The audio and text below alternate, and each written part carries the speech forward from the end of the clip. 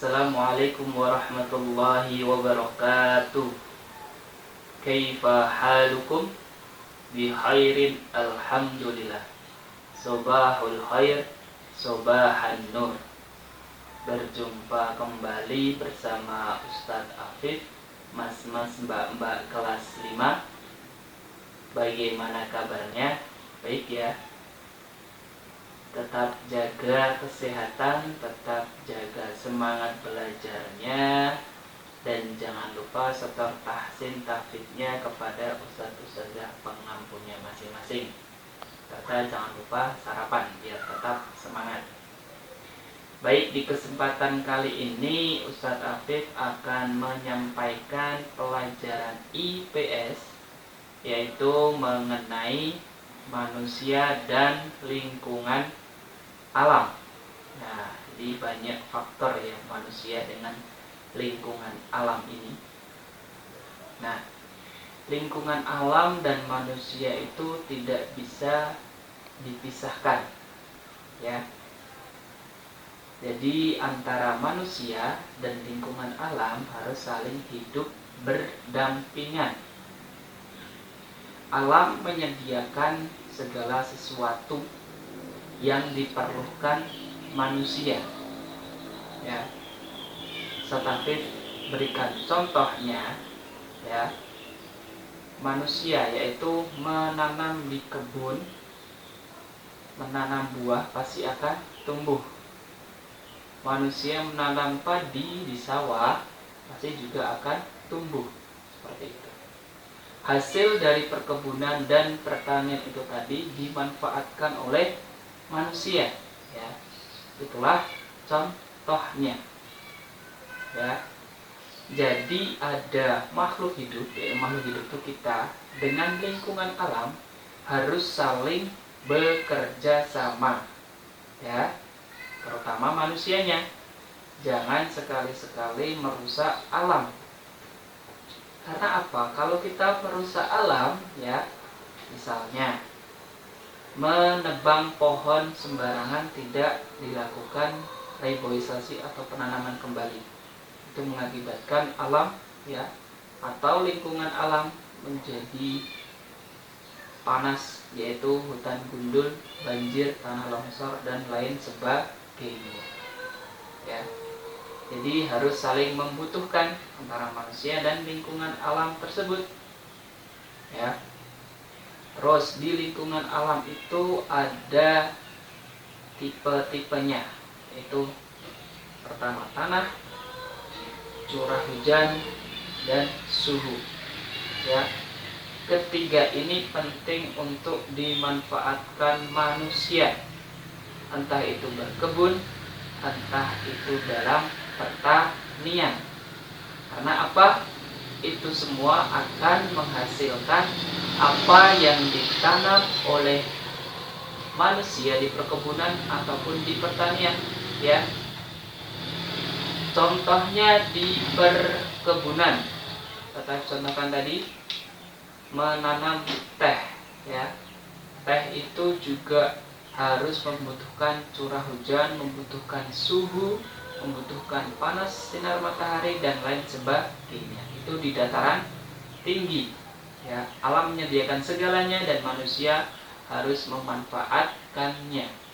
Nah, itu nanti kalau ada tersebut, ya, curah hujan, suhu, panas, matahari, air, nah, itu nanti hasil tehnya akan bagus.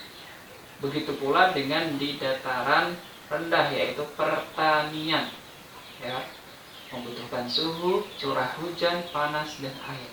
Kalau itu semua ada, disediakan oleh alam, ya, alam menyediakan, tinggal manusianya untuk memanfaatkannya. Nah, saling bekerja sama nanti akan menghasilkan padi yang bagus, seperti itu, ya. Terus yang selanjutnya, ya. Jadi manusia harus menyesuaikan alam, ya. Perubahan alam manusia juga harus menyesuaikan.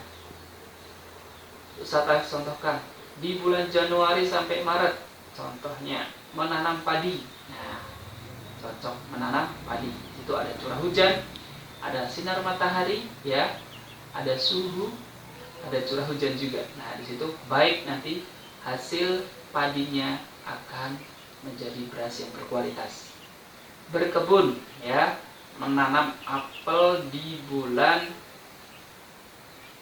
Januari tadi sudah ya, Januari, Februari, Maret, sekarang April, Mei, Juni. Nah, 3 bulan. Pasti hasilnya apel yang ditanam akan bagus karena ada sinar matahari, curah hujan, air, dan suhu udara seperti itu. Ya. Terus yang selanjutnya lagi, manusia juga harus mempelajari peristiwa-peristiwa alam. Contohnya, yang di depan tadi saya menyebutkan kalau kita menebang pohon tidak dengan dilakukan reboisasi atau penghijauan kembali, maka akan terjadinya longsor, banjir, dan sebagainya. Harus pintar-pintar mempelajari manusia atau makhluk hidup. Oh, kalau kita menebang pohon ya harus direboisasi seperti itu. Supaya apa? Supaya tidak longsor dan tidak banjir. Dan harus ada penghijauan kembali juga. Biar alam subur ya, biar asri ya, dan segar udaranya. Seperti itu. Yang selanjutnya lagi ya, manusia dimanfaatkan atau memanfaatkan lingkungan alam itu untuk berbagai cocok tanam, entah perkebunan di dataran tinggi, rendah maupun pesisir pantai ya, seperti itu. Jadi harus memanfaatkan segala sesuatu yang ada di alam. Jadi manusia harus menyesuaikan, manusia harus mempelajari ya. Dan manusia itu setelah menanam atau berkebun atau bertani itu juga menggunakan ilmu pengetahuan dan teknologi. Tidak asal menanam ya, tidak asal memanen, seperti itu. Contoh kasusnya ada penebangan hutan liar tidak direboisasi ya. Itu menyebabkan panas, menyebabkan banjir dan tanah longsor. Jadi dengan ilmu pengetahuan dan teknologi, manusia menciptakan hujan buatan ya. Nah, itu nanti akan sedikit meminimalisir bencana alam. Terus manusia juga harus mempelajari ya, kok hujannya tidak berhenti-berhenti. Nah, itu juga harus mempelajari ilmu tersebut supaya apa? Supaya yang hujan terus-menerus ini bisa ditanggulangi ya, biar tidak menyebabkan banjir di hutan maupun di lingkungan alam yang sedang ditebang pohonnya. Seperti itu. Terus yang selanjutnya lagi, kalau manusia mau berlayar ya, itu menyesuaikan dengan alam, menyesuaikan dengan bulan dan tanggalnya. Oh, bulan ini, tanggal ini, hari ini kita berlayar mendapatkan ikan banyak. Oh, bulan ini, hari ini, tanggal ini tidak berlayar dulu karena cuaca baru tidak baik. Nah, yang terakhir yaitu mengenai cocok tanam atau bertani. Oh, bulan Januari sampai Maret yaitu menanam padi, hasilnya akan bagus, ada curah hujan, sinar matahari, suhu, dan lain sebagainya. Seperti itu, mas-mas, mbak-mbak kelas 5 sekalian ya. Pada intinya ya, kesimpulannya manusia dan lingkungan alam harus bekerja sama. Manusia harus menyesuaikan alam, manusia harus menyesuaikan peristiwa-peristiwa alam ya. Itu garis besarnya. Salah satu contohnya, manusia harus mempelajari alam atau menyesuaikan alam, yaitu dengan cara dengan bertani di bulan Januari sampai Maret. Itu harus tahu mau bertani apa dan panennya nanti apa, biar berkualitas panennya. Lalu menyesuaikan peristiwa alam. Oh, kemarin sudah terjadi tanah longsor, berarti kita menebang pohon harus dilakukan penghijauan kembali ya.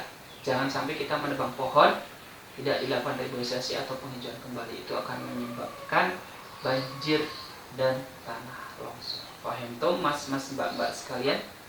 Fahimna, alhamdulillah. Cukup sekian dari Ustaz Afif. Wassalamualaikum warahmatullahi wabarakatuh.